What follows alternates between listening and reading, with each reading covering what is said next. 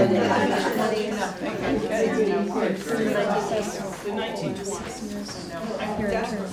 everyone. I'm Sam Montaño. I'm with the Mass Cultural Council. This is Charles Baldwin. He'll be leading your training today on Accessibility 101, correct? No one here is Kate, right? No, she'll be here in 10 minutes. Okay. I'll put her on the phone. Good, good, good. When she's coming with pizza. Yes. So Kate also has the paper goods, so there will be paper goods for those food items too. You can use ours. Oh, okay. Otherwise, use your hands. And then we'll start in a few minutes. Is that okay, Charles? Yes, I just, getting a little bit late, you get to witness my not so tech savvy nature. I just want to pull the presentation that will be illustrating my little chat, so thank you for being patient. Great. We can actually, if you want, we can go around and share where everyone's from, if that's good. So I'm, again, Sam. I currently live in Boston. I'm originally from Los Angeles. I've been here with the Mass Cultural Council for like a month and a half. So a very long time. You probably all know way more than me. And I'd love to hang out with you all in your cities and towns and get to know more about the work you're doing with culture and arts and, of course, accessibility. Would you like to start? Name and fiscal number? Name and where you're from, and how long you've been on your cultural council. Diane Poland from Shelburne, and for 3 years? Say 3 years. Kate Whitaker, Shelburne Falls, 2 years. Connie Clark, Shelburne, and I've been on too many years. I think She's our fearless leader. I should have retired after 6, but We won't let her. We won't let her. Anyway. Sally Judd, Shelburne Falls, and I have also been on forever. Susan Wright from Warwick, and I'm pretty new on the Cultural Council, maybe about a year. I'm Betty Teagle, I'm a disability advocate for Montague. I've helped them write the ADA transition plan. I'm Chris Orland. I'm the coordinator of the Franklin County Musicians Co-op. I'm not on a cultural council, but I was invited and thought I might learn something, so here I am. I'm Michael Orland from Greenfield, and I didn't hear the question. Just how long you've been on the cultural council? I'm not. No. I'm Julie O'Connor from Hatfield, and I've been on for maybe 3 months, so learning as much as I can. I'm Diane Dix. I'm from Greenfield. I'm not on a cultural council, but we're beneficiaries of 15 different local cultural councils, festivals grant, and the cultural portfolio programs grant. We put on the Become Homelands Festival every summer. I'm Suzanne Lamonto. I'm the director of River Culture, and some of you might have received an email from me last week regarding an Arts Hub survey that I hope that you will participate in. So I went to the Mass Cultural Council site, and I looked up the contact person and hoping that that person would spread it around. There's a survey for the Arts Hub going around, and for meetings that are coming up, hope that you might. What community are you from? Shelburne Falls? I sent it to whoever is listed, the contact person at the Mass Cultural Council, local cultural council site. And it's about these Arts Hub meetings that are happening. Did you resend it? Yeah, if you give me your contact information, sure. Thank you. And I'm Linda McInerney, and I filled out the survey that Suzanne sent me on the Arts Hub, and I'll go. Sure. And I'm Artistic Director of Egg Tooth Productions and Chair of the Greenfield Local Cultural Council. I've only served on there for this is my 2nd year, but when I lived in Deerfield, I served there for, I can't even remember, 30,000 years. I'm Daniel Brandon, and I've been with the Montague Cultural Council for, I think, 5 years now. Do you have any idea? Longer than me. Yeah. And I'm Ann Harding. I'm also on the Montague Cultural Council, and this is my 4th year, I believe, so I think Dan came the year before me, and I'm the treasurer. And I also served when I lived in Bernardston for the maximum number of years I could serve. And I've been the recipient of cultural council grants from various towns. Would you like to introduce yourself? Part of the woodwork. I just came to help set up. There's Kate. Oh. Okay, we're just wrapping up intros. And then it was perfect. For television, this is being filmed, right? Correct? Yes. So if anyone is uncomfortable with that, could we work out a situation? Is everyone okay with that? Being filmed? Yes? Okay, well then we don't need to work anything out. So before Charles starts, I want to say thank you to Kate from the Montague Cultural Council for organizing all of this and for inviting, I think, most of you, right? So thank you for putting it together in your free time, even though you've had a long day. Thank you. Thanks for coming out. Good afternoon. Thank you for being patient. I had hoped to get in here earlier, so this would all just seem seamless. And, I appreciate your patience as we get started. And my name is Charles, and I'm only hovering over here because I think I'll have to manually control this. And I run an initiative at the council that is grounded in the ADA, but really addresses the barriers that we can experience based on many reasons.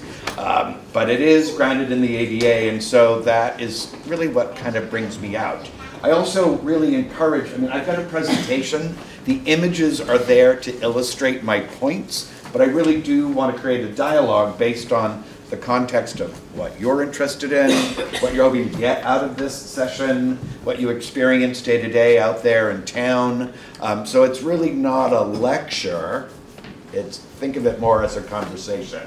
I try as much as possible to do that. You're going to be my clicker? No, it is. Of course, for those of you who are not on the council, and I didn't hear who was saying what because I was very focused on the computer, but I know not everyone is part of the local council. Mass Cultural Council, of course, is the state agency that reinvests in the cultural sector. And this is, 4 components that we believe in very much so, that arts and culture can drive the economy, can enhance education for young people, can bring the community together, and it has the ability to get through barriers and really address inclusion and diversity and equity within that. And so that's really sort of why I have my Power of Culture hashtag in case anyone's tweeting. And as I said, the initiative is called UP. It could be universal places, universal participation, united people. It's got all sorts of acronyms. But what I do like about it, and this is something that ties to the context of all the work that we do, is that this is a journey, not a destination. You can't finish.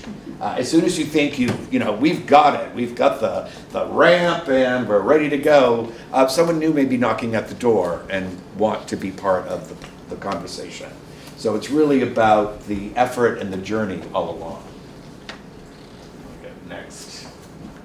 Oh, so one of the things that I think for many of us is that when we start thinking about access in the ADA, we get wrapped up into architectural compliance, the ramp, which is important to have, the large restrooms, again, important to have, but that when we this symbol, which has been hugely successful, really ties us to this idea of the physical functional limitations, again, that ties to our built environment.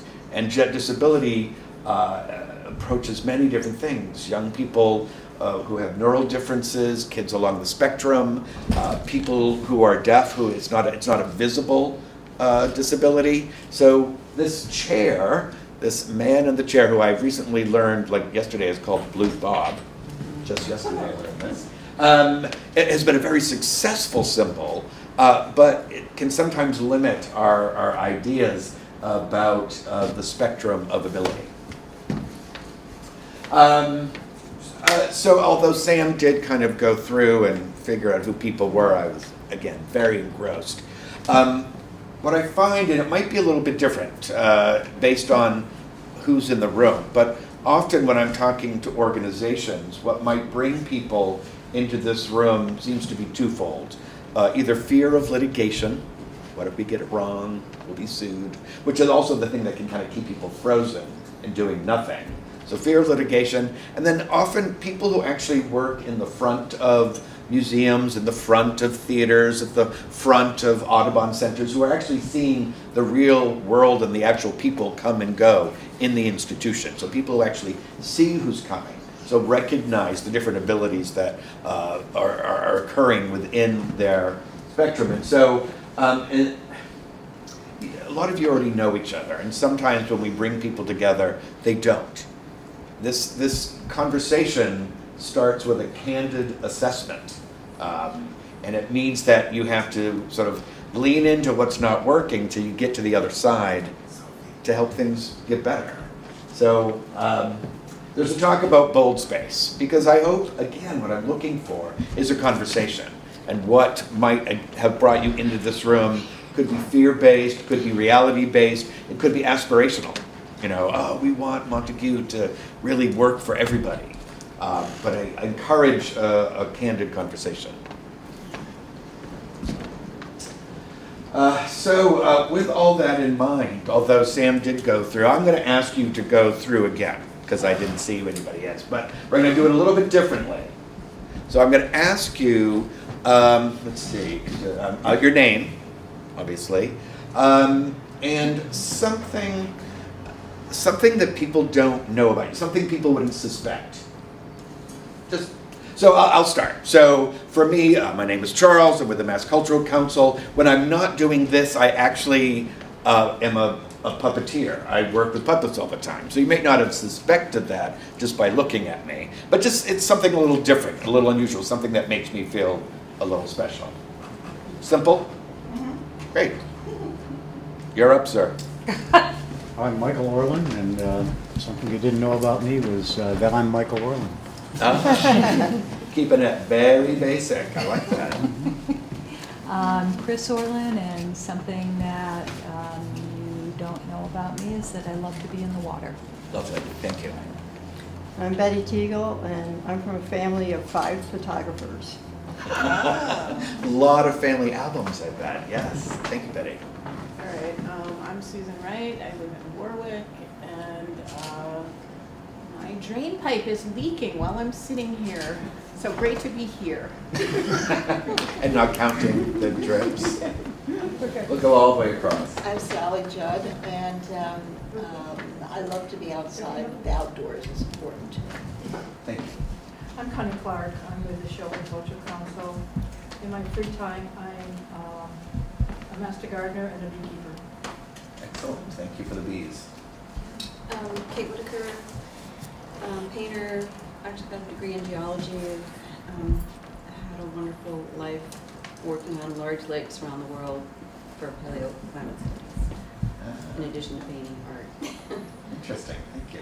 Diane Poland, Shelburne Cultural Council, and even though I'm retired, I'm still breeding dogs. Very good. Thank you. Imminently. Imminently, right? Due on Sunday. Sir. Daniel Brandon. I'm with the Montague Cultural Council. For my day job, I write and edit dictionaries. Okay. Linda McInerney, and what I'm doing in my spare time is starting a makerspace in downtown Greenfield called The Hive. Cool. I'm Diane Dix. I'm with the No One Beacon Project, and I take in foster kids. Oh, thank you. I'm Julie O'Connor from Hatfield, and I work for the local community action agency. Yes. I'm Suzanne Lamonto. I'm the director of River Culture, and every once in a while, I am the bass guitar player for Punk Band. More than once in a while. She's feeling it. I'm Kate Martineau on the Montague Cultural Council, and my baby's turning 5 tomorrow. What's she say? You win. You win. I'm Jen Audley. I live here in Montague. I have a robin's nest in front of my house with 4 baby robins in it. The front door. Also nice. Thank you, Robin. I'm Ann Harding, and I'm also on the Montague Cultural Council, and my grandchildren and I are building a sandbox. It's our latest adventure. So a brief comment about this.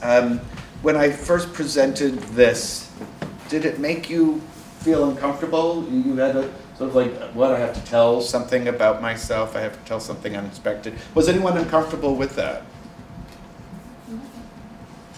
Pretty smooth? A little bit?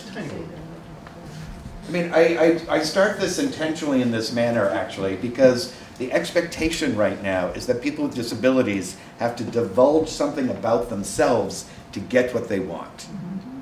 And the goal that we're trying to shift is to create an environment that the choices that are out there are available to everybody, so that I don't have to tell you about myself. I can just choose how I want to get to where I want to go. So I've tried to make it a little uncomfortable, but you also could have made up things and we would never have known. Well, actually, you're all in town, you might have known. So who are we talking about? I think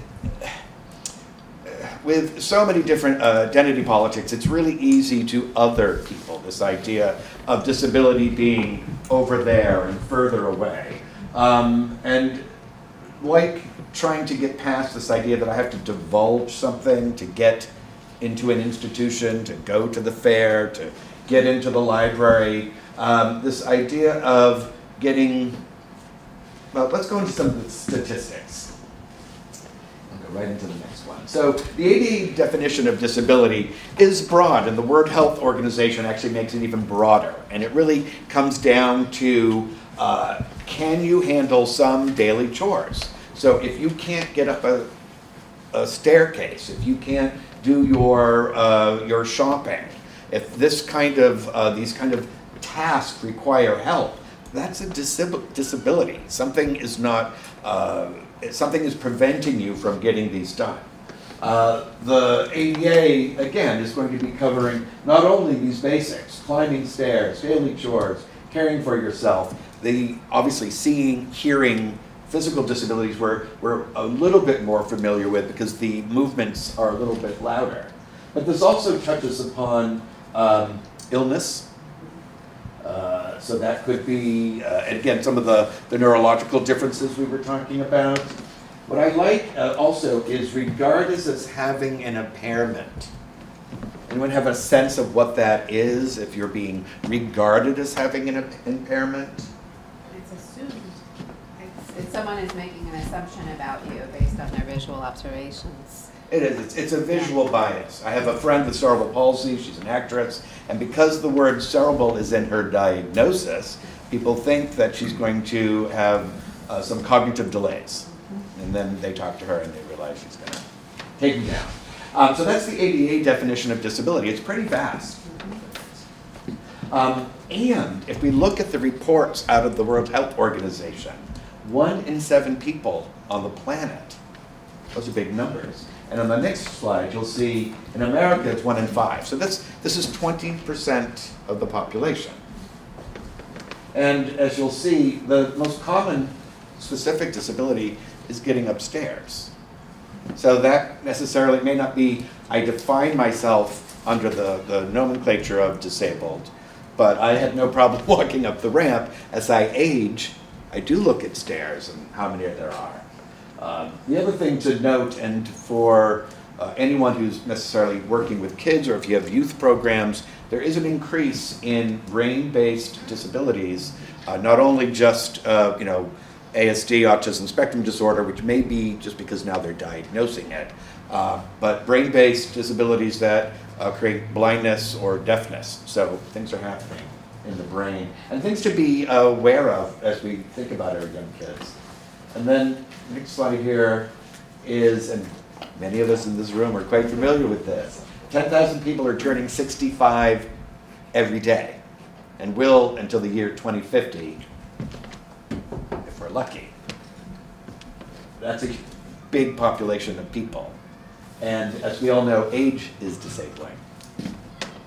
And of course, temporary disabilities based on accident. But the real kicker then, as we're talking about this and trying to not get away from othering people, is to think about ability on a spectrum. So that, sure, there's ADA compliance, but if you think about the different ways people move, different way people see, different way people learn, then the intention is, can you create an environment that anticipates this variety and achieves access for the greatest number of people? So this is what we're saying. It's not so much that the person is disabled, The environment is disabling. And I include this picture of the astronaut because in outer space, obviously, we're all disabled. Thoughts about that? I mean, I'll keep talking, but I do, I'll provoke more out of you then a little bit later. ADA compliance. And again, I'm not a compliance officer. I'm an enthusiastic, let's all get on the boat, join the party. But there are a couple of basic things that should be addressed.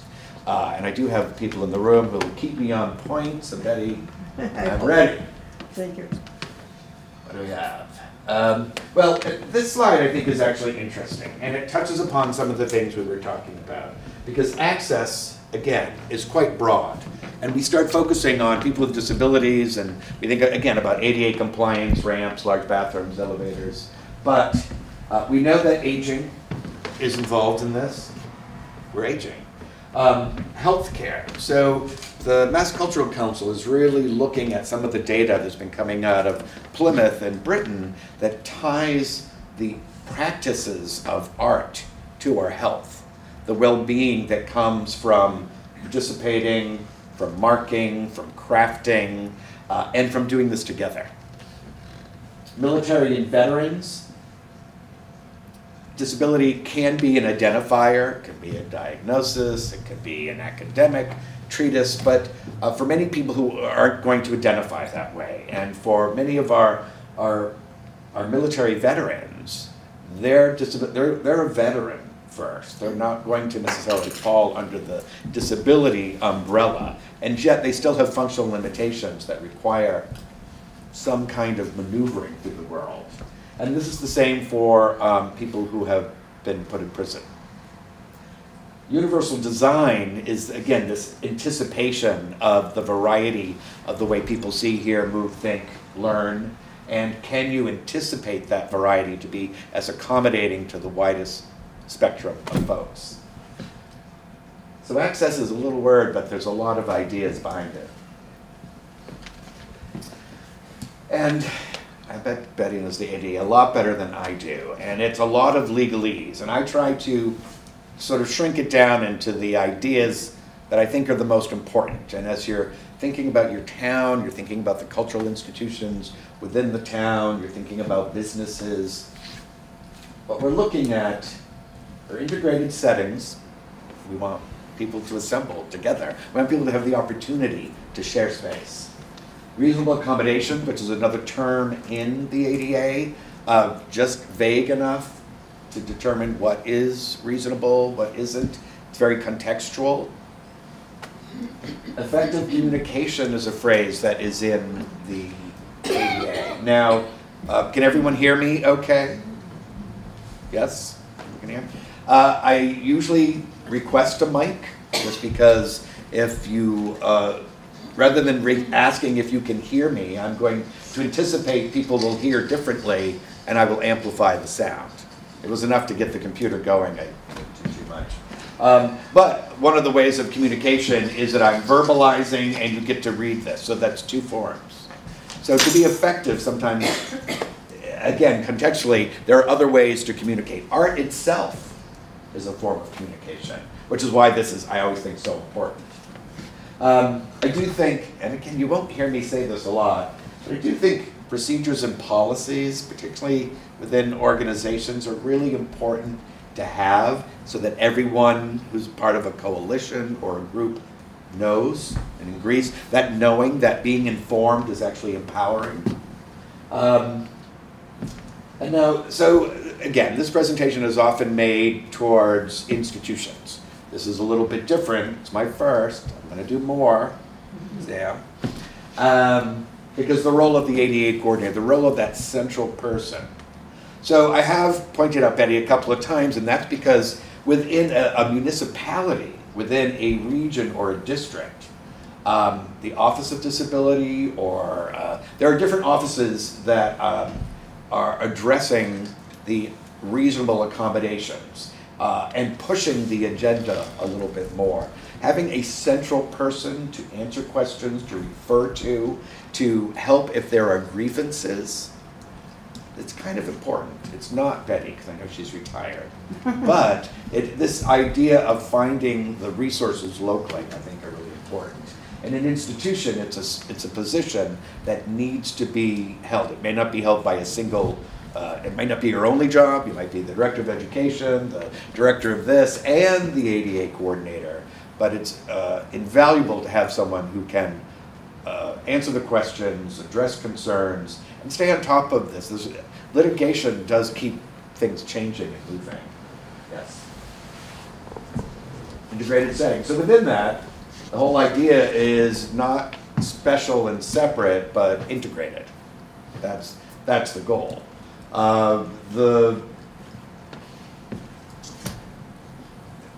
In the theaters, in places of public assembly, there are expectations that people who may use mobility devices can get in.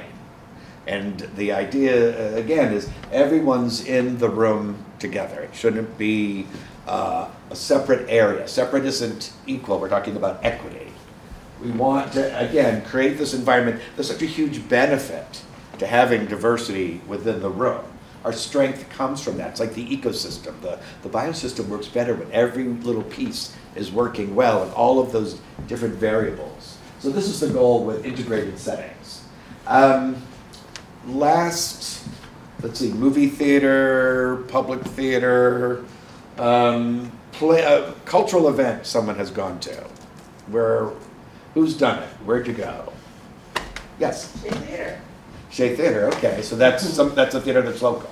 So right around the corner. Right around the corner, beautiful theater, is ADA accessible, but not on the stage. So it's ADA, when you say ADA accessible, it's physically accessible for an audience, so Yes. for the patronage, Yes, but but not if for you were the in a stage. wheelchair and you wanted to perform, you cannot get into the green room. There's from inside and even outside, you can't do it.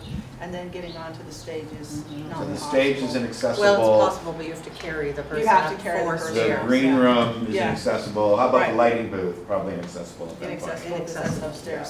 So people can come, but they can't really. But it's sit specifically on around top. patronage at this point. Yes. Right. Yeah. But that said, though, we had a festival that was based upon marginalized narratives with many groups who performed in the space who had other abilities, and it was a big challenge. We did it, but it sucked. Yeah, it was hard. It was really hard. Can you move the performance off the stage?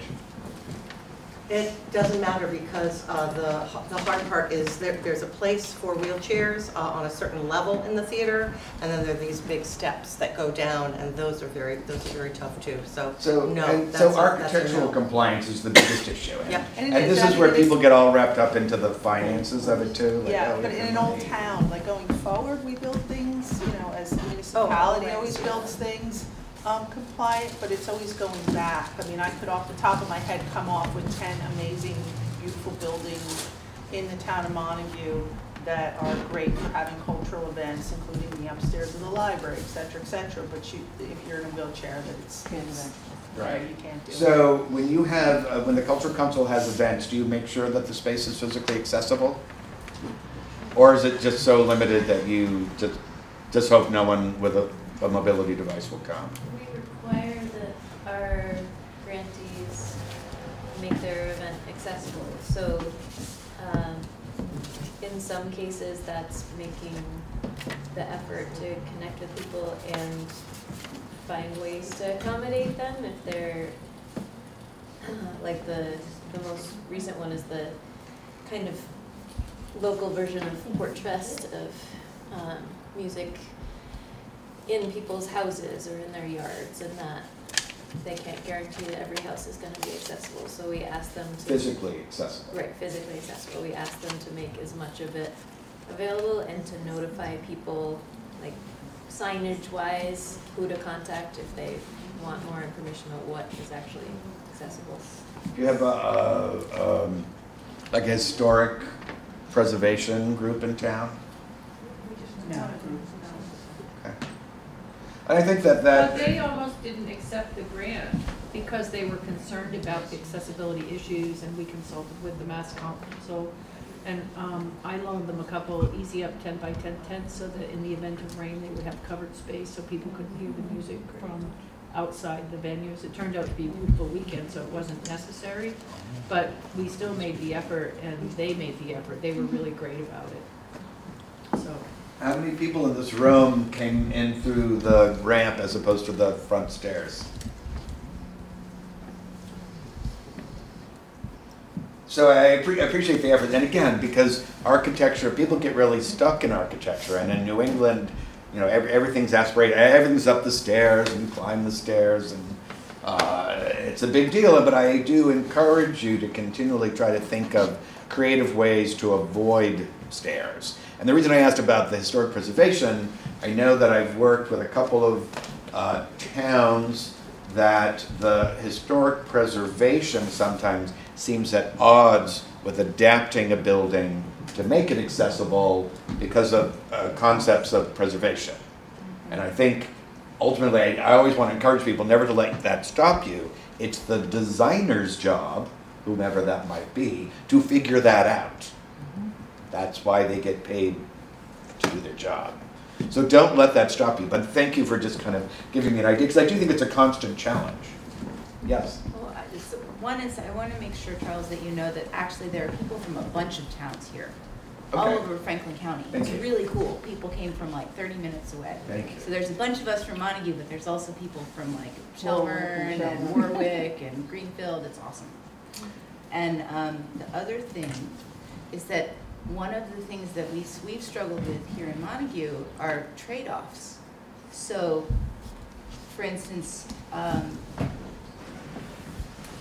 sometimes we'll have a person that we give a grant to who wants to do a program in a space that isn't physically accessible, but it's accessible to people who don't have cars. Yeah. And their alternative space is in a place that fewer people can get to. And so then one of the things that we've been trying to figure out is when they come back to us and they say, we want to have this at our space in downtown Turners because that's where people live. And we say, we really can't give you this money unless you make an effort to make the event be accessible according to the ADA. It's a real trade-off for them. So, you know, we did have one event this year that took place someplace where fewer people could go, but it was physically more accessible. And, you know, it's that thing that was at the beginning of your slideshow about how we're not perfect, but we're trying to make progress and to get people to. And again, so there's a bunch of different people from different organizations and from different towns, and I think, tell me your name again? Jen. Jen, Charles. Because my thought for that, based on, and are you with the local cultural council and that the whole thing that will help sort that out is the idea of this vision or plan. So if you know that the goal is to be as accessible as possible, so that's going to include physical access, communication access, financial access, cultural access, you can work your way down a line, not all necessarily under the ADA. If you can work your way down those lines with the goal of always getting better, then I think that the moment where you are in a space that is accessible to people who don't drive based on walking or public transport, then state that. While our goal is, in this case, this, in the future we, and so that it becomes part of a continuum, so that it's not an isolated event. If you get focused on the isolated event or the isolated building, it's really easy to just be like, forget about it. We'll never get an elevator in this building, you know, forget it. And as a local cultural council, I think that that's been one of the things that we've been successful at being able to do is I'm going to see how many times it rings. Okay. We can be the group of people who say, as a community, we're trying to become more accessible. And it's partly because, you know, Betty really encouraged the town to do an ADA assessment and to appoint a coordinator. And so now we have a document that looks at the physical assets of all the buildings in town. And then that gives us as a group something that we can talk to people who want to produce culture and art and say, look, Montague's made a commitment to becoming more accessible, and we support that commitment, and we're going to help you be a part of that. It's nice.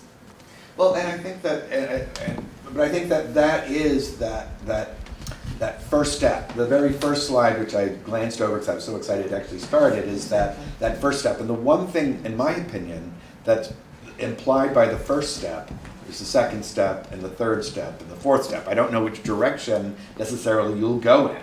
And there will be mistakes made. The other thing is, because it kind of gets wrapped up in law, people get really afraid again. If I do the wrong thing, I'm going to be sued. But if you're constantly focused on a plan, on an effort of getting better, there will be mistakes. But that hopefully then leads you in a stronger direction. Eddie? Yeah, I actually wrote some notes before coming tonight. And you talk about space. I would encourage you all to find accessible space within your community, whether it's a school, the senior center, whether it's a Discovery Center, whether it's GCC, and find something within your locality that maybe you can work with the school district and using some space. I also, on his recommendation, to implement ADA goals and to make it a part of your mission statement and monitor your ADA goals on a regular basis. So if somebody comes in with a reasonable accommodation that says, which they have a sight problem, so you subsequently would put them in the front so they can see the visual or the activity. But that's an example of a reasonable accommodation. But you may have somebody else that comes in and say, well, you know, I need to make sure that the doorway's wheelchair width. So those are things that you want to look at on a regular basis. And the other thing that I've thought of is adequate seating. I've sort of given, I'll give a report out to Montague Cultural Center of some of my thoughts.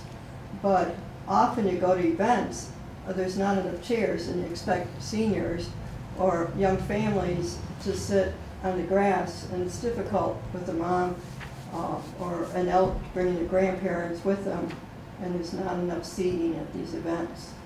And that doesn't cost a lot of money. Well, and so these, we did meet in the parking lot ahead of time. These, you know, the idea of being able to provide your applicants with a list of places that are physically accessible is great, as opposed to having to make them go out and search, because that gives them an example. It also might spark a clever idea of using a different space that someone hadn't considered, because it does mean looking at spaces differently. And I also love the chairs, because sometimes, I was at an event last night that I was, you know, it was a lot of young people networking, and I needed a chair after a little while, and being the shy person that I am, I just rolled one in from another office, but that started a brigade of people who wanted to sit down. So whether that is seats with arms, seats without arms, width, height, you know, the variety of chairs can also be extremely helpful. But to remember that not everyone is going to be able to stand for a chunk of time. For, again, doesn't matter the reason, it's anticipating what people might want. And Alice, thank you. And that's just for integrated settings. This slide, and so that next one there, here, yeah. The goal is integration, and it isn't always, you know, separate isn't always equal.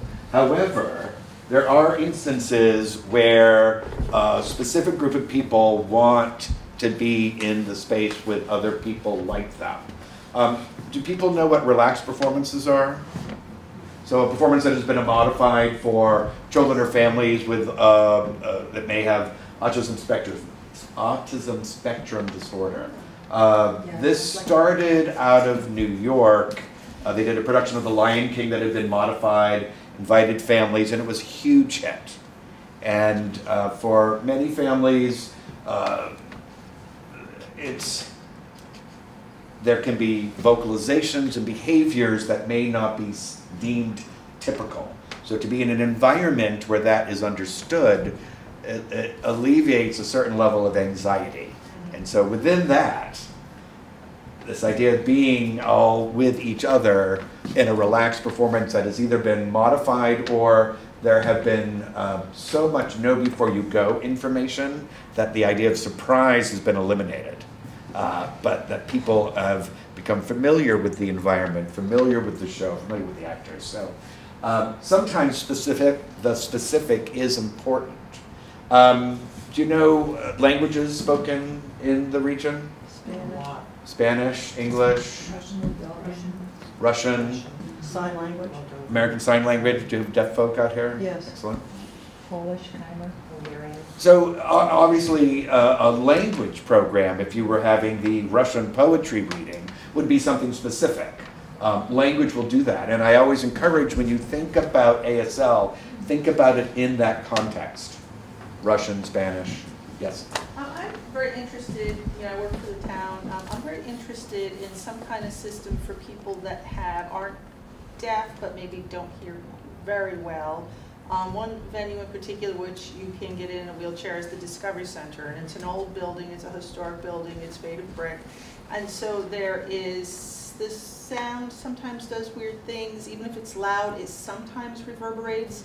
And I don't know, maybe this is something we can talk about after we're done, but I would love to know if there's any kind of, I'm kind of imagining like a clip system for a speaker or performer, and then maybe some kind of wireless thing if we had a dozen or so, Yeah. like, so the people who have kind of, their hearing is not quite perfect. Right, so when we they speak could about ASL, American Sign Language, this is culturally deaf. So this is a language-based identity. But many people don't hear as well based on hard of hearing, hearing loss over time, don't identify as capital D deaf, let's say, or use ASL as their primary language. They may have been raised in the oral tradition. There's lots of reasons. But in that instance, and this I encourage this a lot, to consider captions. So, and I don't have it with me, but I have a whole resource on captioning that can be, it could be in your phone, it could be someone typing, it could be done remotely. It works specifically well when some of the event is scripted. So I've been encouraging, it hasn't happened yet, for the Poetry Out Loud, which is a big program throughout the state, to provide captioning. Because that way, and people who are hard of hearing or have lost hearing don't always self-identify as like, what? What? You know, so the idea again is not thinking about the consumer, but anticipating the variety. And so captioning is also great for ASL, young ASL deaf kids, because you also want to tie ASL to literacy, because that's going to help them in the everyday world. So captioning, now you'll also see there is sound amplification devices in places of assembly. In 2010, when the ADA went through a little sort of a boost, those devices in places of assembly were required. But sound amplification devices are great the way my readers are great for helping me read, but when I wear them out to the parking lot, I'll be tripping over myself because they're not for that. So they just amplify the sound, which may not be the answer for everybody. So you want to make sure, you want to effectively communicate if you have them, but be okay if people don't take them. I'm supposed to say take this. So, but definitely connect with me afterwards, because I do have some resources around captioning, for sure. For sure. The other thing on that front, if you do get devices that amplify the sound, keep it simple. Sometimes the salespeople, any salespeople in the room, sometimes just want to sell you the, the newest, the modern, the most everything, and you want to be able to run to 7-Eleven and get a AA battery when the battery runs out, as opposed to something special. So keep it simple. Yeah. So what's that next? Oh, reasonable accommodation. So we've been describing some things that are reasonable accommodations. The sound amplification devices, the chairs at a place of assembly, the ramp, but it could be a pencil and paper. I'm trying to think, what do we have? Oh, the next slide will sort of talk about this too. So some of them were the facilities. And again, I went to one meeting of the Massachusetts Architectural Advisory Board, and I will never do it again because I thought, I'm going to take over because, you know, ego and all. But no, it was too dry, way too dry for me. And so what you want to know if you're redoing a building, if you're doing that, are the right questions to ask to find out if your contractor, designer, developer knows what you're talking about when you, or is it just, you know, compliance baseline? Are they going above and beyond a compliance baseline? And so obviously elevators, parking spaces, ramps, entrances and doors. But I like to, and we talked about this just when you were describing the reverberations of sound. Acoustics are a big deal. And particularly for a variety of reasons. I know that if I'm in a room that's echoing, I won't last long, just because it'll sort of pound me out. All the switches and controls in restrooms, light switches, these are all things that have been adapted over time so that I can do them with my hand, I might be able to do them with a sound, I can do them by elbow. This is why restrooms now, I've come to, the restrooms in our building are, you know, you wave your hand and the water comes out. And I find myself waving my hand under my faucet at home, which is, of course. But, so right, it takes, you have to, I have to be amenable to adaptation as well. But all of these things are, you know, the exit sign that is lit, that is red, you know, these are things that are to help us. And it isn't always necessarily easy to say this is ADA compliant, but this is what ties in. Power stations, obviously, because more and more people need power. I like to always remember that. Next. But they could be, so large format documents are great. So I know if I go to a museum, so I use my readers for reading, but I don't use them to look at art. So if the label is large enough that I don't need my glasses, I'm psyched, because that way I'm not doing this. Or my favorite is to have them on and then put a second pair on. But anyway, that's, yeah, it's a classy look, I know. But a large enough format so that I don't need to be going back and forth. It's one of those easy things to do if you are creating an agenda for your event. If you already just offer it in a 14, 16, or 18 font, everyone's going to be able to see it. A lot of people are going to be able to see it. Now, Braille is pretty specific, and I bring this up in the context of I work with kids for years and years and years, so the development of youth development is something that's important to me, and I believe in Braille because it's connected to reading, which is connected to brain development. So the rise in audio equipment is great, it helps kids with visual impairments take in the information, but I think reading is important, so anyway, that's my shout out for Braille. But things like text. So when I started back here in 2001, we still had a TTY. Anyone know what the TTY is? No, 1930. So it was a way to text on your phone. But now that we have text, it's a lot easier. But so TTY was literally like a phone connected to a typewriter, and and not quite a fax. But it was really retro, and you had different, well, I'm laughing now because I use emojis and things like that, because I was like, there were different symbols that meant different things. So I thought, oh, I do that now. But the idea around that is that if you're, and again, I don't know the population of people who are deaf or hard of hearing, local, but if you have a number where people can text, that's a great way to keep people connected. We know, I'm going to say some ageist thing now, but we know that the kids aren't using email as much as they used to. I wasn't talking about you, Sam. Who else is in the room? And it's age 12. Yeah, it's all you, Sam. You represent the entire population of people under 35? Yeah, don't tell me. Anyway, so auxiliary aids that are reasonable can vary from as simple as pen and paper to the video relay. And so what is reasonable, as I said, is contextual. Use your imaginations, but one of the best things to do is to ask the person who needs an accommodation what might work. And particularly as you're getting started in this process, what is reasonable will grow over time. What do we got next? Well, see, this to me is important. So if you were having a big fair, you probably have big fairs out here, right? I'll come to one now that I've figured out where I am. It's outdoors, so people might think, oh, it's accessible because it's outdoors. We've got curb cuts, we're on the street, but being aware of paths of travel that are going to be better than others is a great way to help people maneuver through a crowd.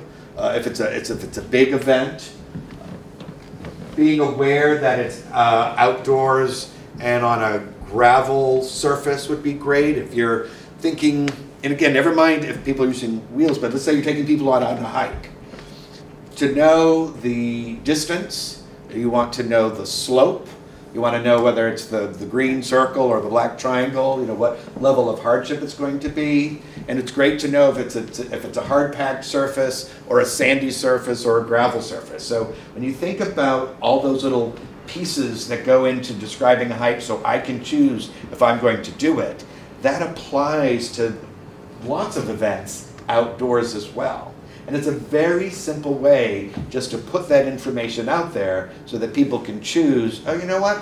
I'm not going to bring the stroller today. I'm going to carry the little one because the paths is, oh, I remember the sidewalks are really bumpy. Or, you know, in Boston, it's like suddenly it's the cobblestone street. No one wants to deal with that. So these wayfinding and mapping directions can really hit some points in the ADA, although that's not specifically required. But it's just an idea to remember. We talked about emergency, so obviously that's sort of like an insurance thing, but that is also paths out. Is the emergency signal just audio? Is it audio and visual? These are things to be aware of. And I'm a big fan of know before you go. Who likes surprises? Who doesn't like surprises? Yeah, I'm in that category. I was watching Game of Thrones. I just wanted my friends who read the book to tell me how it ended. I was okay with it, and they wouldn't tell me, and that drove me crazy because I like to know, and then I can look at other things. So the know before you go, if I have the information that's going to fight the anxiety to get me off the couch, that's going to really help me. Where's the parking? Is there food nearby? How long is the event? What's going to happen at the event? All of those little bits are very helpful for me to make the decision to get off the couch and go. So I always encourage, whether the event is free, whether it's pay, that you create an RSVP list so that you can actually communicate with your patrons about some of these simple things. What you might want to know before you go. I also think that as you're establishing Montague as a place or a site of culture, of community, of excitement, to remember that place is not static. Place is sequential. You get there and you leave there.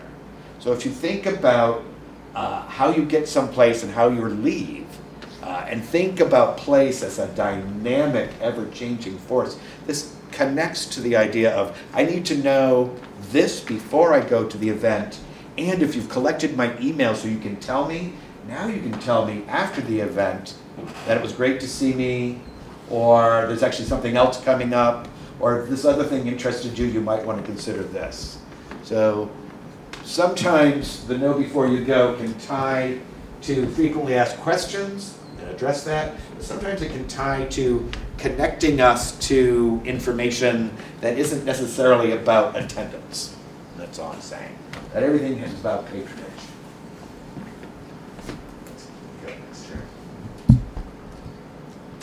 Well, and I also think that the ADA and compliance and this idea of anticipating variety can connect to health promotion.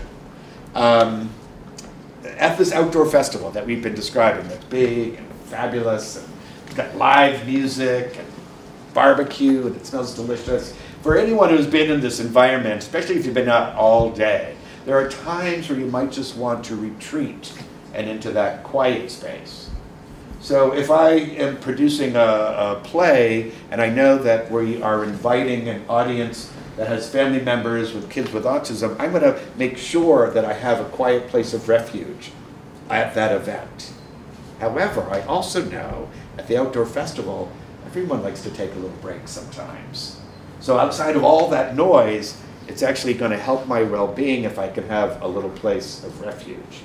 It's not required by the ADA, but it's a great feature to have, that separate, quiet room. Changing tables, obviously you see more and more of these in the restrooms. At the theater that I used to manage, what we realized based on the audience is that we needed changing tables for adults. We were doing a lot with a variety of people. People were living longer, so that just the changing table for an infant wasn't enough. It may not be necessary, but it's something important to remember. That quiet room probably shouldn't be your nursing room, but it would be great to have a nursing room. Not required by the ADA, but just another thing to be, and then back to acoustics. I'm always thinking about that because it drives me crazy sometimes. Okay. Yeah, effective communication. So I've used a lot of these symbols because, again, that communicates to people effectively if you're offering something, if you have something available to them. Obviously, we talked about Bob, although he's not blue here. That's going to help you know that there's a ramp or a slope to get in, that there's a parking spot for me and my van, so I can get out of my van, to be thinking about that. But do people know what some of these other symbols are?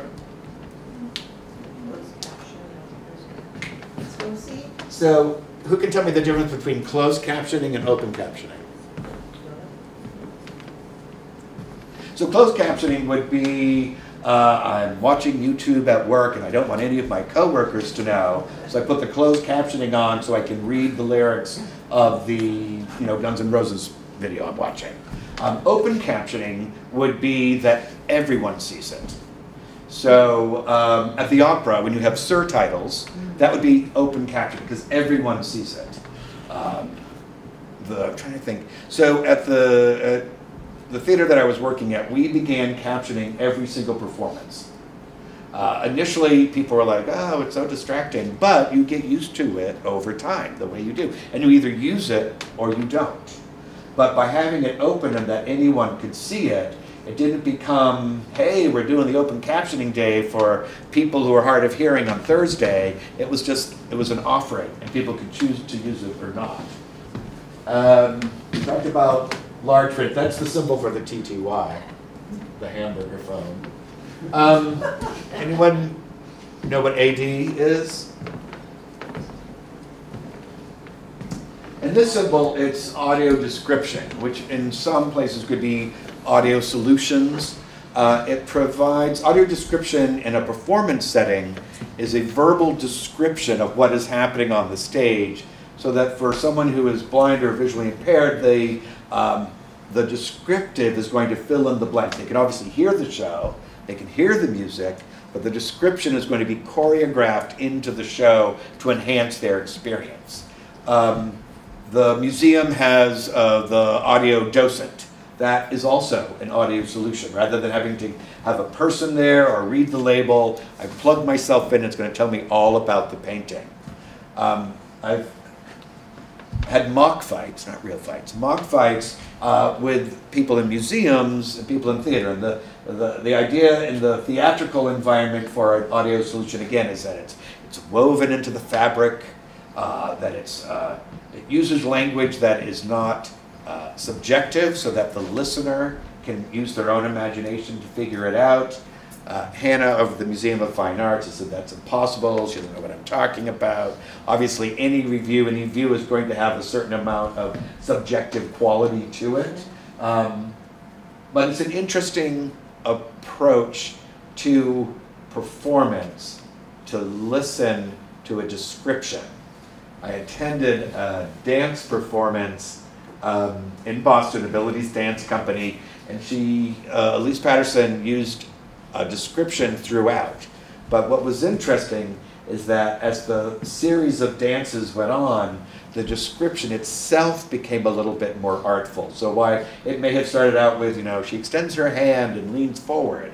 Eventually it turned into hand extension, you know, it matched the music and the movement because she was assuming now her listeners had absorbed a certain amount of vocabulary and were now moving along with her. So anyway, that's audio description in a theater setting or audio solutions for people who can't read text. It's an opportunity to listen. What do we got? Well, this is, these are the other pieces of the ADA that kind of fall under effective communication. I have heard many times in my previous gig and in my work gig now, people will see me and they'll say, oh, we had an ASL interpreter, but nobody came. Well, to me, that is not the fault of the patron. They get to choose whether they want to go. But how did you effectively communicate that you were providing the service? And if you were providing the service, was it because there are people who are deaf in town, people who are deaf come to the event? One of the things to remember about interpretive services is that that's the service. Who you're trying to connect with is the patron or the artist who is deaf. So always start there. You wouldn't, again, if you were doing the Spanish poetry series, you wouldn't probably start out with the Spanish interpreter. You start out with people who speak Spanish and find out what they want for this poetry gathering. Anyway, that's my whole thing about ASL, getting away from the interpreter, but really thinking about it as a language. While the captioning becomes a really easy service that has a broader appeal based on multiple reasons. ALDs, which are the assisted listening devices that we were chatting about earlier, those are required. You need a certain number in a place of assembly, the way you need a certain number of parking spots that are accessible. So it is something worth looking into, and to be pushing that with your folks. And the other thing, of course, is your website. So I also work with National Center for Accessible Media, which is outside a program of WGBH. And they will, you know, they'll, for a certain amount of money, examine your website and make sure the navigation is meeting certain standards. What's important to remember about websites is that it has become an entry level for litigious behavior. Because the digital front is required to be accessible. And this, you can get this online, which is Web Consortium Access Guidelines. These are just guidelines, but because it is a form of communication and the FCC has certain standards in which to adhere to as well, it has become an easy way in. So do look at your website, and more, based on whether the website is for an organization or for a region, the website is often the front door to places. So you want to get people through the front door. And when you're doing things in print, we talked about large format, but we say, don't get too fancy. Keep it clean, keep it simple, high contrast. These, again, not required by the ADA, but the clearer and simpler it can be without getting too vulnerable. It depends on what the information is. You know, is it the title of the show? Oh, Cinderella, it looks like a pumpkin. But where does it play? How long is the run? Where am I going? All of that information, you want to keep it clear and simple. And you can find a lot of those standards on the web as well. But it's something to be aware of that is bigger than, or easier, well, somewhat easier than the ramp. If you have a website, it's also, anyone Facebook? Anyone Facebook? When you post an image, do you provide a caption, or is it just the picture of you and the kids? Or the caption is the beginning of providing a description. So if I can't see, the caption is going to help me know what that photo is. When you start getting into the navigation of a website or the alt text on an image, if I use a reader, that's alt text, that descriptive text, is going to let me know what that photo is, as opposed to HJ22568 JPEG. So an easy way to start is the caption. But as you move along, if you can get into a description of the photo, and particularly if you do it within the format of the digital format, anyone who's using a screen reader, it will come up in that manner. That's more of a deeper website, but on the Facebook, the idea is think about using captions and descriptions. It's a great way to make that photo accessible, and it's not too difficult to go for. Go to the next slide. Breathers, questions before I keep moving in? Yes? I'm not sure how to ask this, but boldly. Well, I'm up for the challenge of, making things accessible. And how does this get funded? Are we asking our grantees to build this into there? Are we making strides a little bit along the way with extra funds that we can use for that? Yeah, I don't know. Well, I'm a yes and guy. I do think that if you're putting together a budget and it's a single line item that says access, you're going at it the wrong way. So that within your marketing budget, you might want to have a line item that says, we're going to print up 100 copies in a large format. So that's one way to start. Small and incremental. You can do it by reformatting on your computer. Takes up a little bit more paper, so a little bit more expense, but not a lot.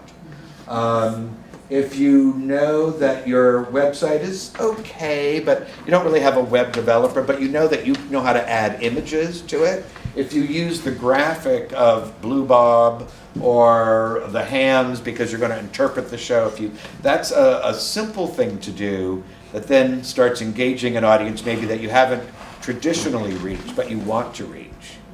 And then the next step. There's a lot of lower no-cost things that we can do. Yeah, right. Start there, and then ask the audience what they thought of it and what they want next. I mean, this is also a user-driven experience, so that candid assessment that I'm always sort of talking about, it's a great way to get feedback from people to say, you know what, we actually do want ASL interpretation at the Poetry Out Loud because we love coming to Shelburne Falls. Is that okay with that town? That's like in the region. So yeah, so think, and one of the things I think that can be really helpful is that incremental to get it right. One of the things that can make people freeze besides fear of litigation is that it can seem so big. And you want to do it all because we always want to do it all. So start in ways that you can attain, that bring people in, and then talk to them, find out what they might want next. And that helps build it. And hopefully help building money. Some policies that you should be thinking about just because. One is mobility devices. They are allowed, obviously, to go in anyway. We've got one here. I only bring this up in the context of the Segway. And it probably happens, I don't know, do you guys do Segway tours out here? No. This happens in the city a lot. Is that if I can't sit down, I could ride my Segway into the Museum of Fine Arts. Hannah may not be happy about it, but I could. Now, anything, if I am out of control on my Segway, I can be asked to leave. But you can't necessarily define the mobility device. You just want to make sure that I'm in control of it. I could probably do a whole day on service animals. So, service animals are allowed. I love to see signs that say service animals are allowed, which is great because it's the law, whether you have a sign or not. The key thing around service animals is that in the state of Massachusetts and places of public accommodation, the service animal is defined by the work they do. They do not need to wear a vest. They do not have a certificate.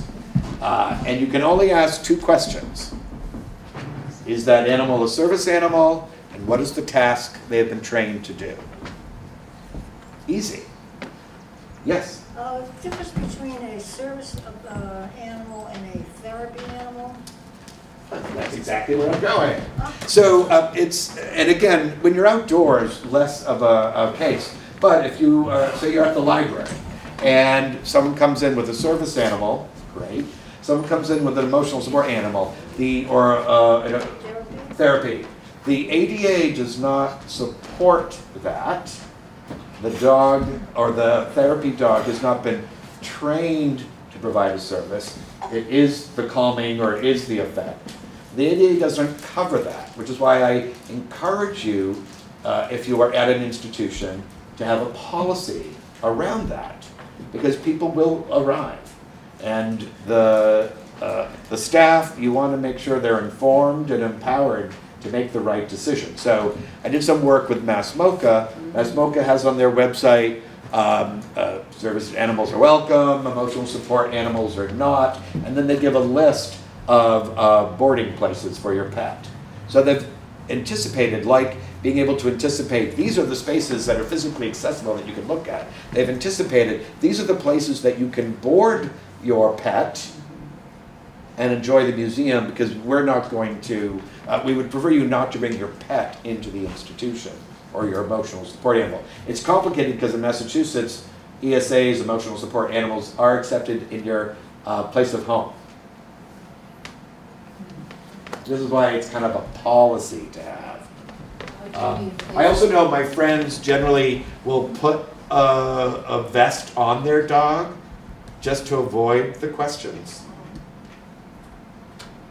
It's something to think about. Just it's always can be a very big topic.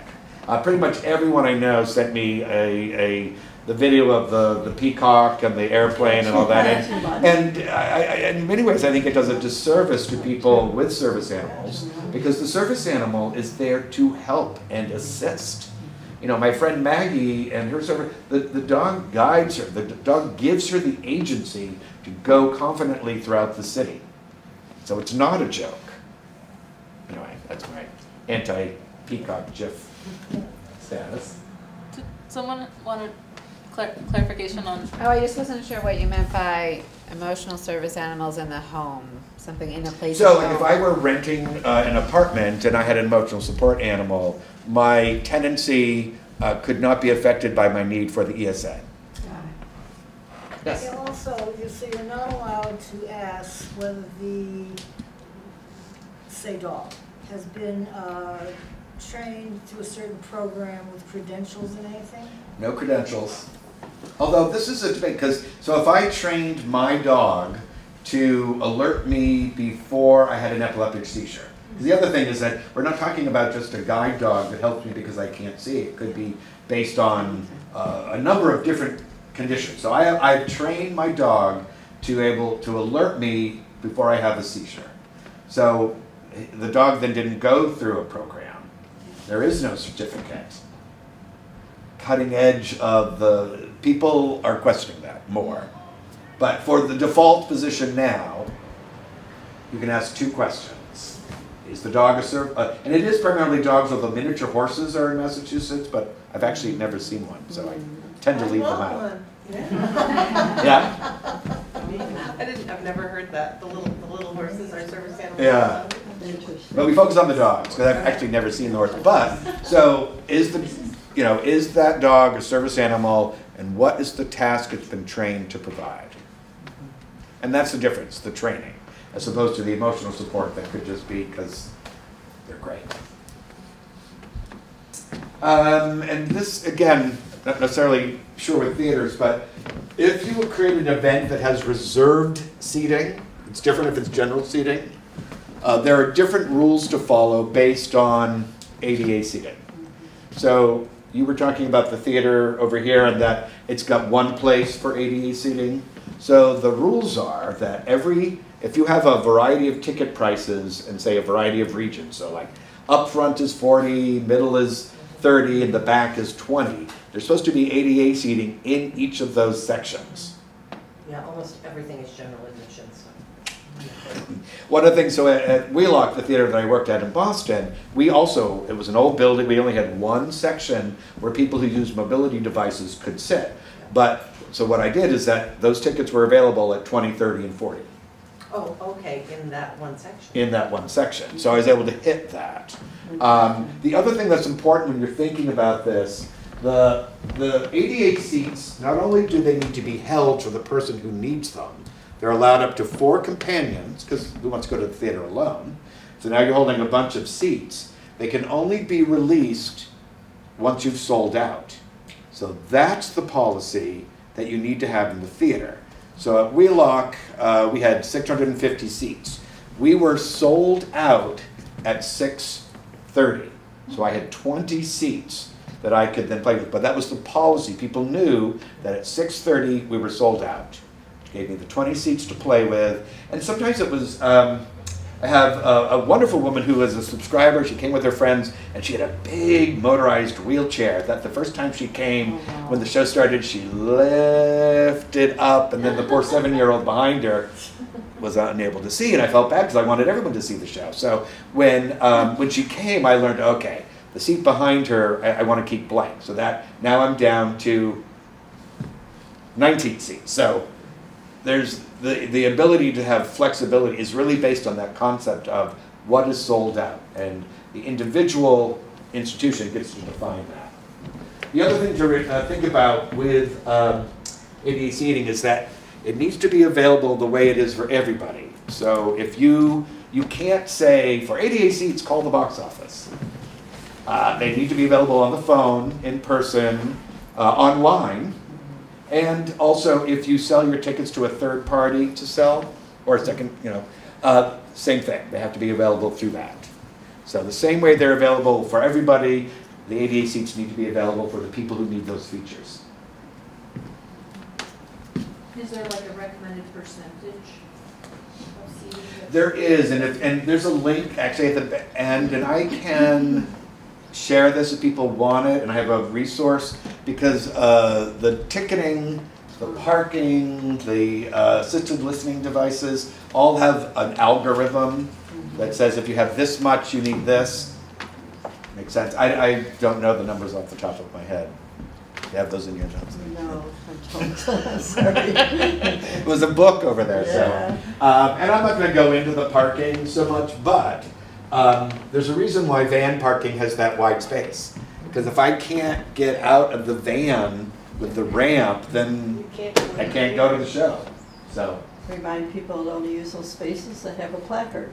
right. So the placard. So my aunt has a heart condition. It's an invisible disability. She has her placard.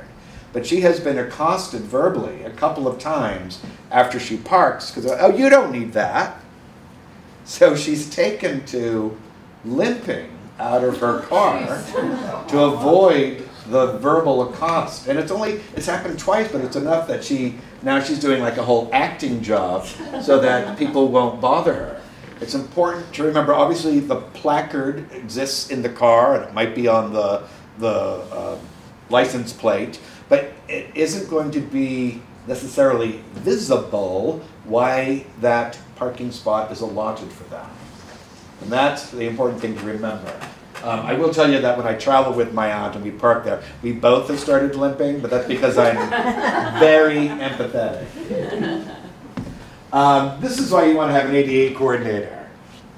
Because if you have a grievance taken up, you want to have seen that you have a plan and a vision.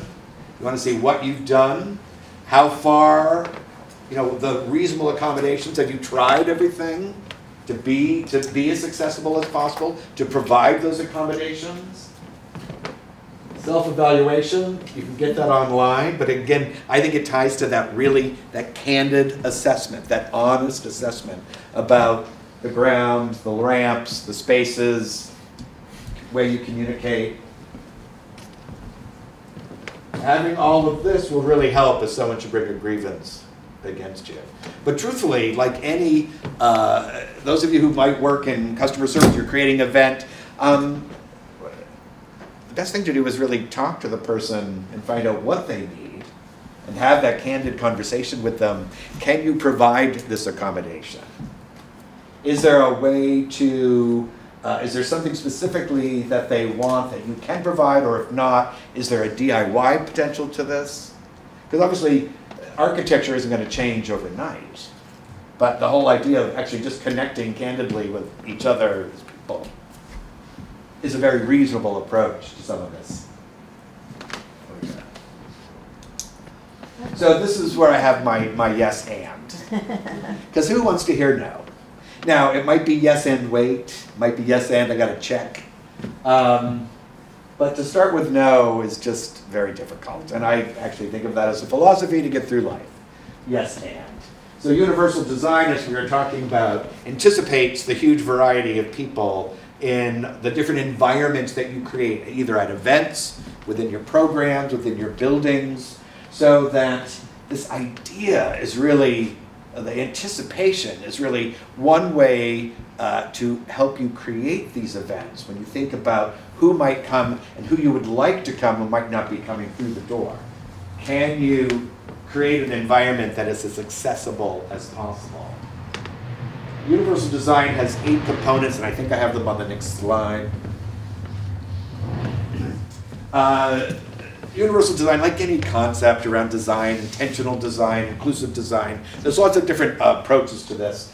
These come from Edward Steinfeld at the University of Buffalo, and I like them for a couple of things. One, body fit, we've talked about that, the whole idea of counter heights and seats, width of doors, width of seats. That's a big thing that's happening now in theaters, width of seats. Because if you've ever ridden a bus or been on that plane where all the seats are tough.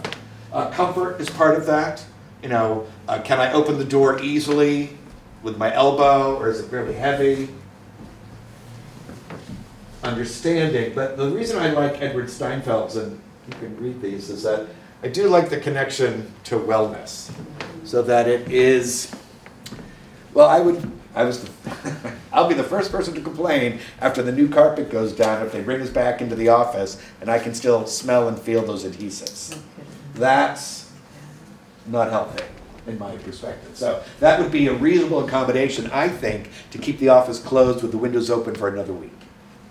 But it could also tie to, again, the quiet space at a busy festival, just to sort of slow things down a little bit.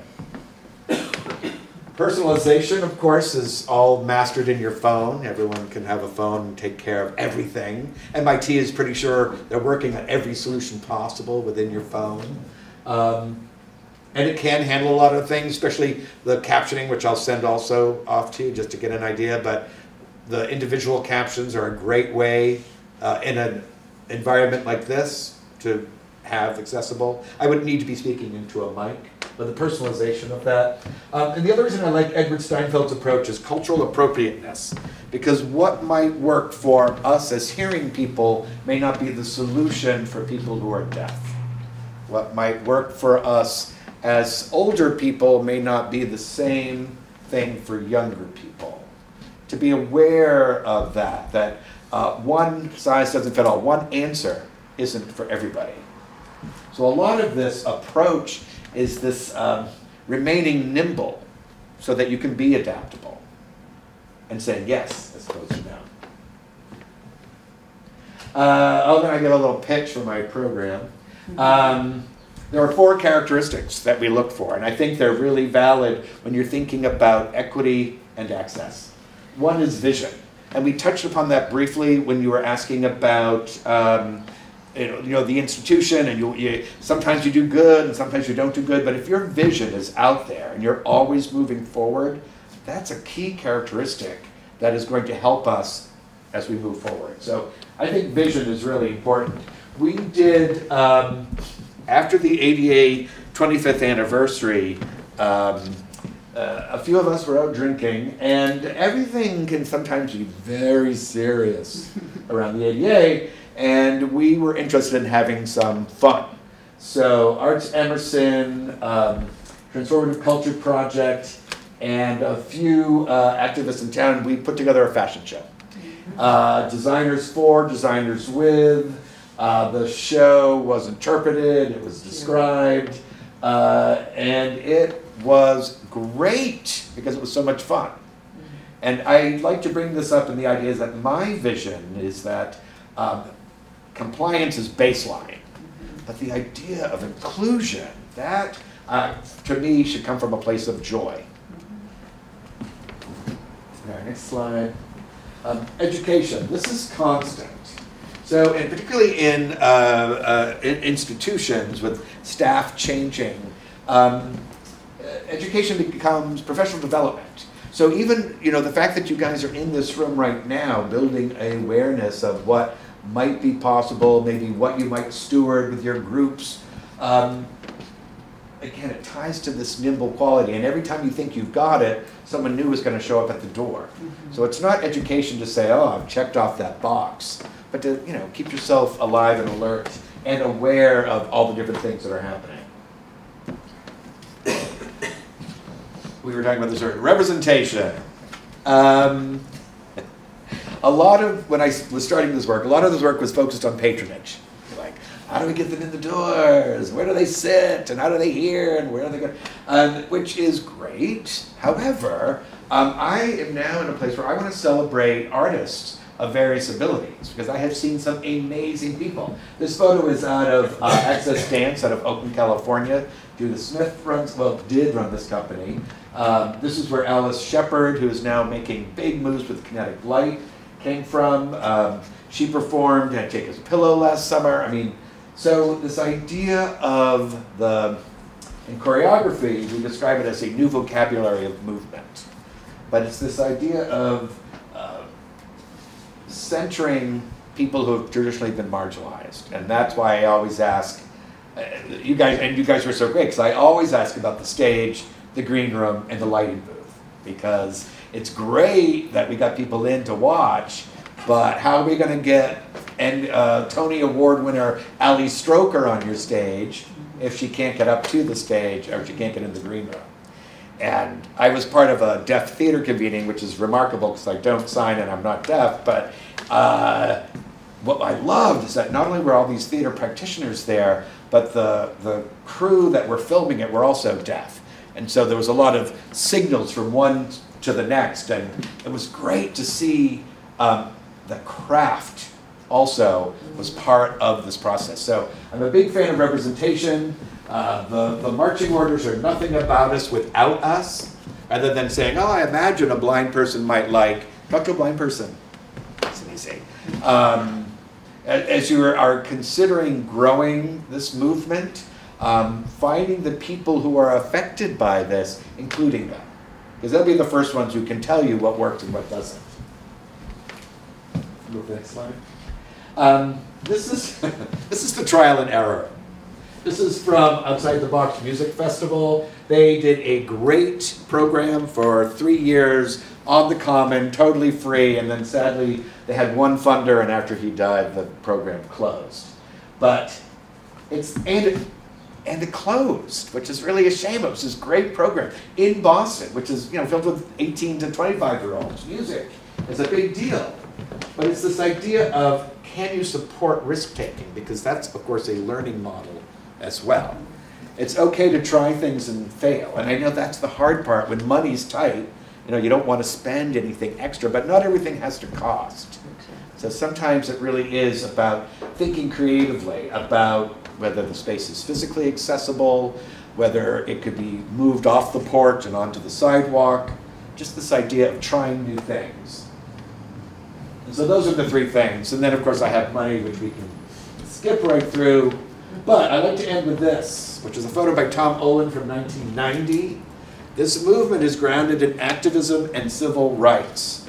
This isn't just about architecture. This is from 1968 up until 2010. People looking for the ability to vote, to ride the bus, for fair housing. This is not just, like I said, not just an architectural compliance board. This is about people who wanted justice. Independent living movement out of Berkeley. If you have the chance to read those stories, they are great because, of course, they're Berkeley in the 60s, and they include all those things that you might think about if you think about Berkeley in the 60s. A lot of sex, drugs, and rock and roll. And wheels. But I like to put this in there because I like to remind people about activism and this idea of how can you think about this as more than just the ramp.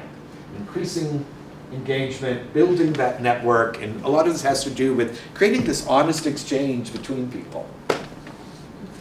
How do I end with? Oh, resources. And again, I can send this if people want to share it. I can also provide just the resource. You may not want the whole slide because those links are great to have. The NEA has stuff.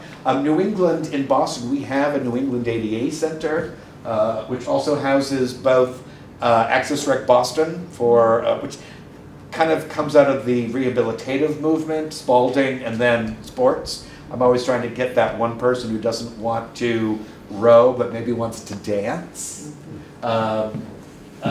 Anyway, Rec Boston is there. Cultural Access New England is an education program. Institute for Human-Centered Design is also in Boston.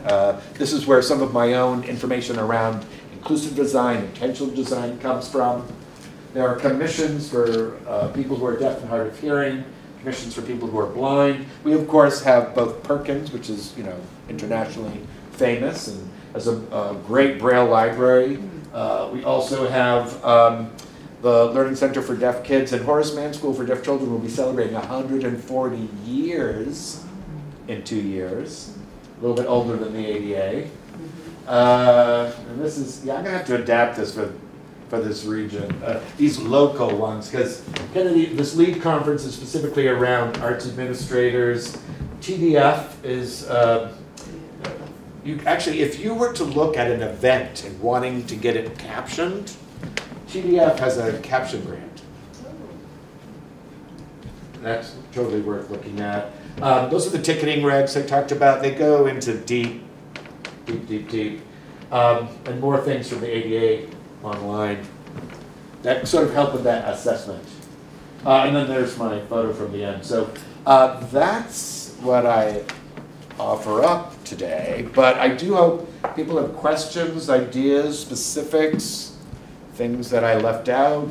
Does the program offer a planning grant for the ADA ramp? We have one building in Montague Center, the Montague Common Hall. So the Cultural Facilities Fund, which is the relationship with Mass Development, they do. Right. And with anything with the Cultural Facilities Fund that can, again, the project goes on, break it into those little pieces. They love that. That's why I think we need a plan. Yep. And CFF will do that. Okay, awesome. The other thing that I would recommend is giving some grants to, art grants to some of the disabled groups.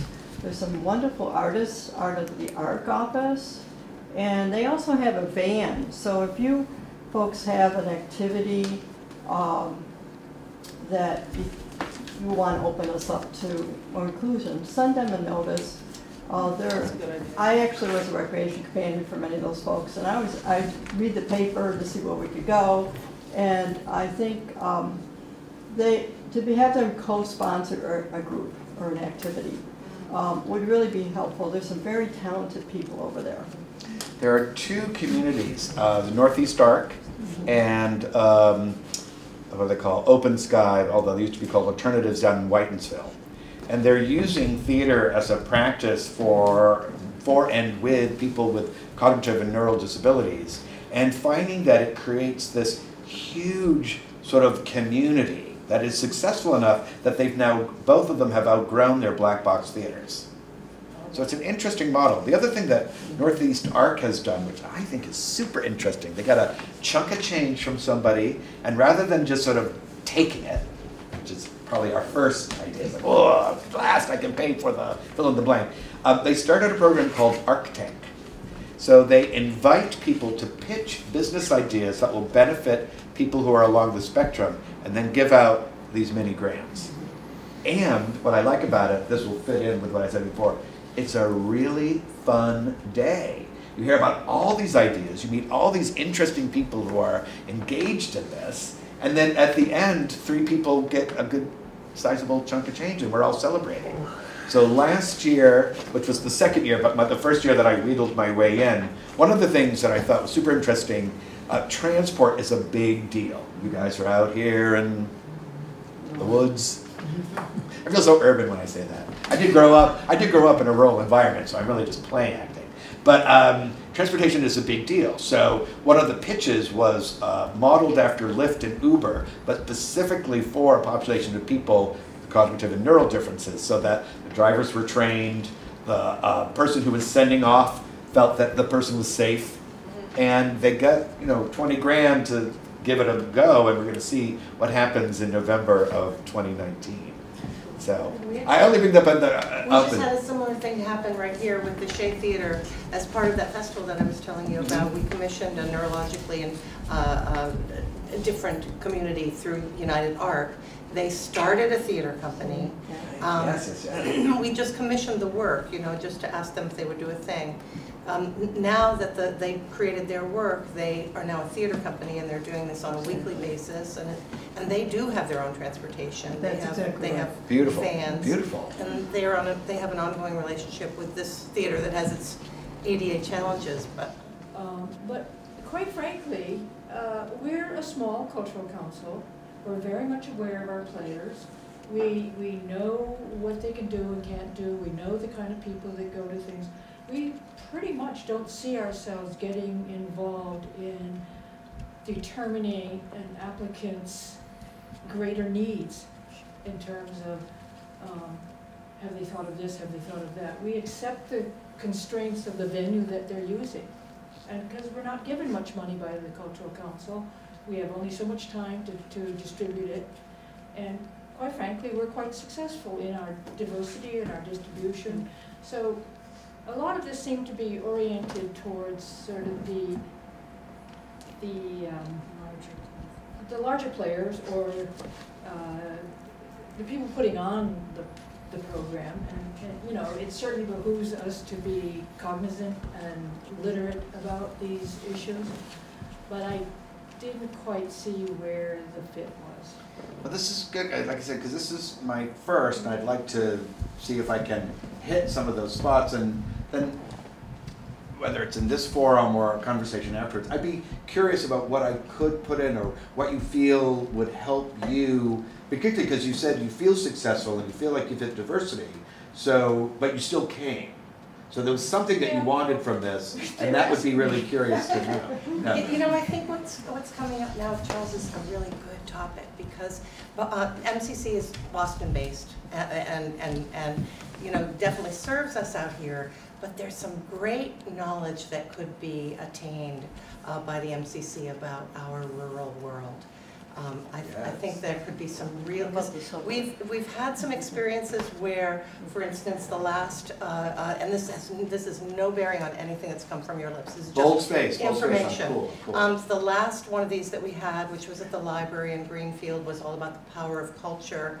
And one of the reps who was here said, well, all of these Western Massachusetts towns are pretty much the same. So, and it was just such an interesting perception that was said out loud.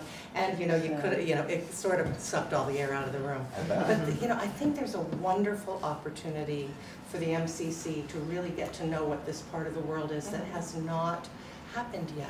Maybe it could be really beneficial. Yeah, and how much we do. Is that where you're kind of going? So, yeah, we spend a lot of time knowing our clientele, knowing our fellow residents. We know over year after year, and we seek innovation, we seek collaboration, we vet the venues, but beyond that, for $4,500 a year, what more do you want us to do?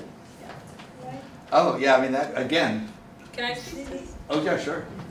Can I just Yes, please. follow up on what Connor's saying? Is that making the point that it's very personal where we are.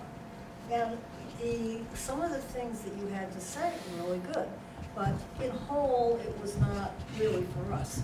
And I might suggest that you incorporate some of the ideas in a very short version attached to another program about programming and things that will more directly affect this very small organization such as us. So this is great on two parts. One, we in the communities team, which Charles is technically not part of our communities team. we were talking about doing more of a gathering of, I guess, rural communities, if that's the term you want to use for what your towns and cities are. But for us to come out and to kind of get a lay of the land and to understand more the challenges that you're facing. And the second thing is, your allocation was probably going to go up a little bit this year. Yay. But we've also been facing backlash from the State House, and the State House doesn't want us to travel. So then we can't come out to these communities. I read and we that, kind of yeah, face. now that's some pushback you're gonna need to have. Yeah, so which is That's what we need crazy. from you all, because if they, like you're saying, we're clearly not understanding the issues if we're only in Boston. And that's a huge problem. So that's also something that if you are able to. Actually, would that be helpful, Sam, for everybody here to write to the MCC and say, you've got to be kidding about this travel thing? Well, do you all know your state reps? Oh, yeah. Yeah. Very well. It's state reps. State representatives and state senators, but I hear your point, and I agree. And it's said with, you know, with warmth and openness. Oh, I am a theater person. I like criticism. It will make me better. So, based on some of the comments, and you had something to say, because I don't want to. I did, yeah. I can. Yeah, just speaking as a grant recipient, and we are so grateful, you know, when we get grants. They're our lifeblood, really. I learned something tonight, and several things, but one thing I'll relate to is that it has never occurred to us to reserve a space for the user of a wheelchair in our annual concerts, which take place at an accessible building, the Great Falls Discovery Center, every single year. And we do have people who come in wheelchairs, and never have I thought, but I will next year, to open a space and save that for those people. We're packed every year. We have people standing, it never fails. And if someone were to come at the start time in a wheelchair, it'd be a bad day. Yeah, it really would. So that, you know, sort of made me think about something that hadn't really crossed my mind before. It's like, well, of course, you know, you could be here in a wheelchair. We'll make a big thing out of it, and you'll stand out because we'll be moving chairs around, and you know, not a good thing. So it's great to have that, to be able to call myself out on that.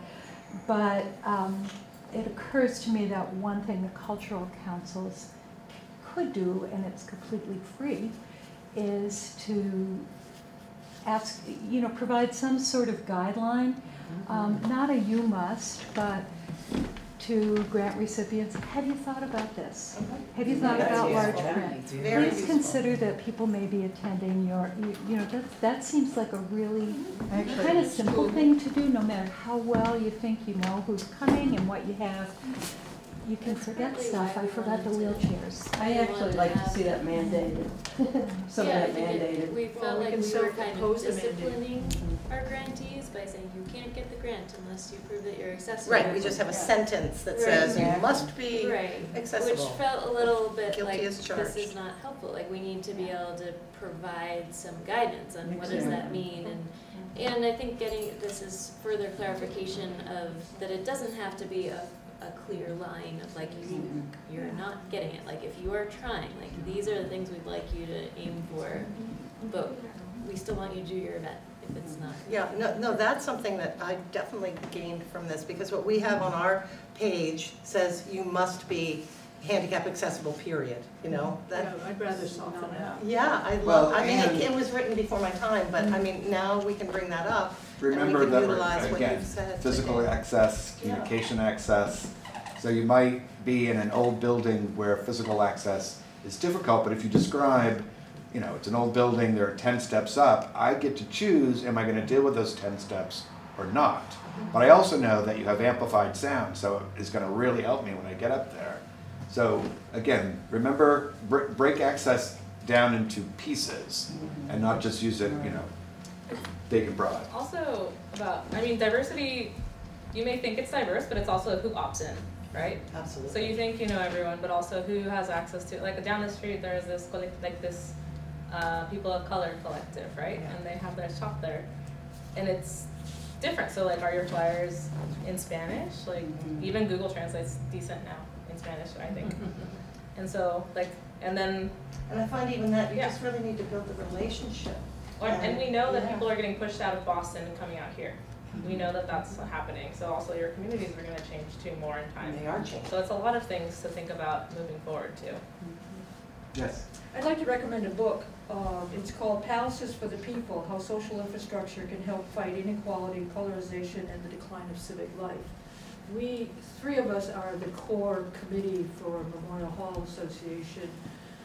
In the process of, we finished the technical feasibility study, we now need to do a capital campaign feasibility study, and I invited my colleagues to read this book. It's pretty amazing, and it really talks about the importance of, not only do you have hard infrastructure, like a theater itself, but what is the softer social infrastructure that overlays that. And I think this book is good for developing your vocabulary, your sensitivities. I really recommend it. He has some good TED Talks also. But I enjoy reading it in the evening as I wind down, just because it's so inspiring, you know, what we can all do to Can you say the title again? Yeah, Palaces for the People by Eric Kleinenberg. He's a sociologist. You definitely can get it in any bookstore. And he's given several TED-type talks on YouTube. He gave a Google talk that is largely taken from this book, but I enjoy the book. And it has a lot about theaters. There's a lot about public places. But I think he's head on that, you know, we've isolated ourselves, we've alienated ourselves. I am a big fan of anything that brings people together in real time. Yes. I realized that maybe we have one other tip for other local cultural councils, which is that when we started thinking about how we wanted to encourage people who applied for our very small grants to be more inclusive, one of the things that we did is we put some language in our priorities. So that's our sort of our instructions to grantees, to applicants, and the language says, one of the things that we're looking for is for you to articulate how you are trying to be inclusive in this program, in your proposal. Like, what are some things that you're doing to try to make culture more accessible to more people? Who are you trying to reach? What are you trying to do? So we're inviting people to think about that up front when they apply. And, you know, frankly, they're not great at it yet. No. But, but we're asking them to think about it and to articulate it, and then we're also, like, we're trying to encourage our grantees to do what Charles is talking about, which is to talk about what they're doing. So to say, because I know that sometimes people just opt out. They just assume in a small town like this that they won't be able to get in the building. That, you know, the potluck will be full of stuff that they're allergic to. That, you know, there'll be people who have all kinds of smelly stuff on their bodies that will make them get migraines. Like, they just assume that people are not going to look out for them or take care of them. And so if you say, you know, there will be wheelchair accessible seating at this event, it tells people, like, hey, there's going to be a place for me, and they won't opt themselves out automatically. So it is something that we can get better at. It's this balance between a certain amount of explicit information that will really help people know. And I love the idea of practice. You know, that as a culture, as a cultural group, these are the values that we share. So the other thing I want to say is that, like, we can make some suggestions for people, like, here's some things to consider. It can be softer than this language that's like, we won't fund you. Yeah, exactly. But we could do that collectively as small town local cultural councils. We're all volunteers, and we don't have to each come up with our own, like, Montague's list of suggestions and, you know, Warwick's list of suggestions. A lot of our suggestions can be shared, and it could be a cool project for us to work on together. And that might be something that if we can make sure that Sam can come out here again, we can do that in these kinds of communities. And what I love about that idea too is it's also not like Sam and I going back to Boston and coming out with all your, you know, instructions. That it actually is coming from you, because as you pointed out, this community and the distinctions are yours. And it's your time, you're all volunteers. That cultivation is yours.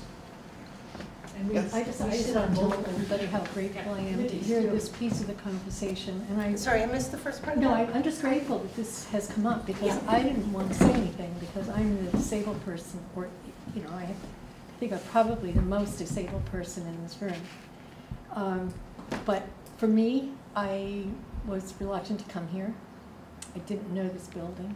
I didn't know the parking. I lived right over the river, so it wasn't as if I was worried about the drive, but I didn't know the building.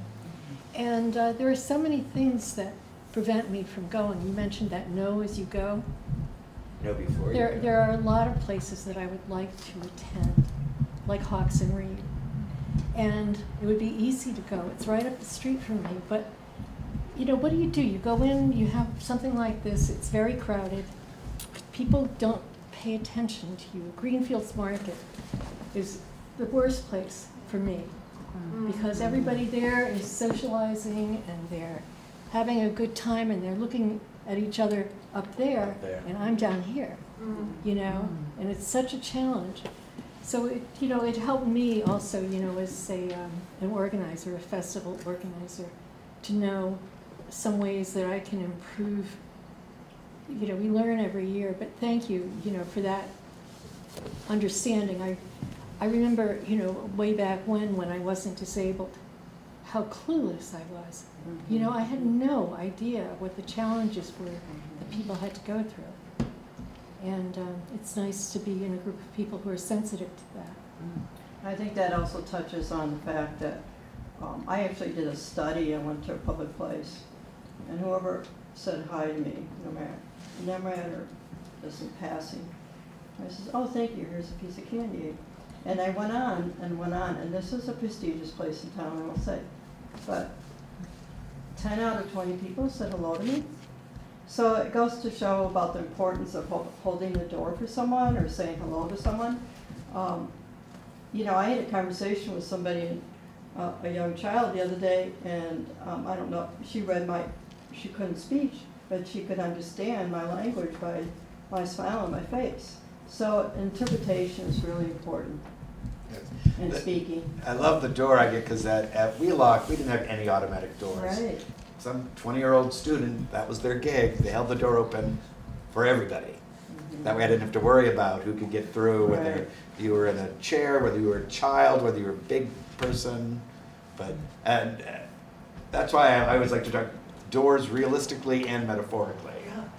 The whole idea of being able to get through them. So. Thank you. Thank you. Thank you very much. Thank you. If I send out through, you are my initial contact, yes? So if I send out a little survey, and this is not for communities, this is for the UP initiative, we work together, but would you guys be willing to fill it out? Because I'd love to get more of a sense. I have been going to other rural areas and talking about access. I've got ideas about what works and what doesn't outside of sort of the broader, but I would love to keep adding to that data of places, Pioneer Valley and West. So, great, thank you. Thank you for your time. Thank you. Appreciate you coming in the room very much. Yeah, it's hard to for so long, isn't it? It's a lot of everything. Good luck with everything. It's nice to meet you. Spending a day with two people. Oh, good. I know, well, that's a good point.